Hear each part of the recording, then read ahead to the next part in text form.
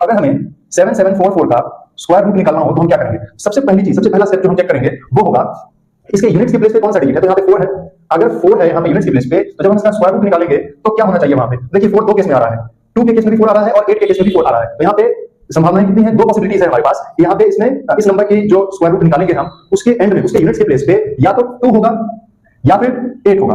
तो ये एक बात हमें पता चल गई कि जो भी नंबर आएगा इसका स्क्वायर रूट में, उसमें या तो यूनिट्स के प्लेस पे 2 होगा या फिर 8 होगा। अब दूसरे स्टेप पे हम लोग चलते हैं। दूसरे स्टेप में हमें क्या करना है? हमें इस पूरी संख्या को देखना है और इस चार्ट को देखना है कि ये संख्या इन दोनों इस चार्ट में किन दो नंबर्स के बीच में आ रही है, किन दो नंबर्स के स्क्वायर के बीच में आ रही है। तो हम क्लियरली देख सकते हैं 7744 80 के स्क्वायर 80 के स्क्वायर 6400 और 90 के स्क्वायर 8100 के बीच में आ रहा है। तो हमें पता है कि 80 का स्क्वायर और 90 के स्क्वायर के बीच में आ रहा है। अब किन नंबर्स के होने की पॉसिबिलिटी है इसका आंसर? तो जो भी नंबर होगा वो 81 से लेके 89 के बीच में आएगा। ठीक, अब उसमें से भी हम कुछ नंबर्स को छांट लेंगे। क्यों? क्योंकि हमें पता है कि उसके यूनिट्स के प्लेस पे या तो 2 होगा या 8 होगा। तो 80 और 90 के बीच में ऐसी कितनी संख्याएं हैं जिसके यूनिट्स के प्लेस पे इकाई के स्थान पे 2 या 8 हो? ऐसी दो संख्याएं हैं, या तो ये 82 हो सकता है या 88 हो सकता है ना। अब जो तीसरा और आखिरी स्टेप हमें जो करना है वो ये है कि हमें देखना है कि ये नंबर 7744 इन दोनों में से जिसका हम स्क्वायर लिया है 80 और 90 मतलब 6400 और 8100, इन दोनों संख्याओं में से किसके ज्यादा नजदीक है? तो हम क्लियरली देख सकते हैं ये 8100 मतलब 90 के स्क्वायर के ज्यादा नजदीक है। तो मतलब जो संख्या 90 के ज्यादा नजदीक होगी वही संख्या इसका आंसर हो जाएगा, इसका स्क्वायर रूट हो जाएगा। तो हम यहां से क्लियरली कह सकते हैं कि 88 इसका आंसर हो जाएगा। तो 7744 का जब हम स्क्वायर रूट निकालेंगे तो हमारा आंसर क्या आएगा? 88 आएगा, है ना।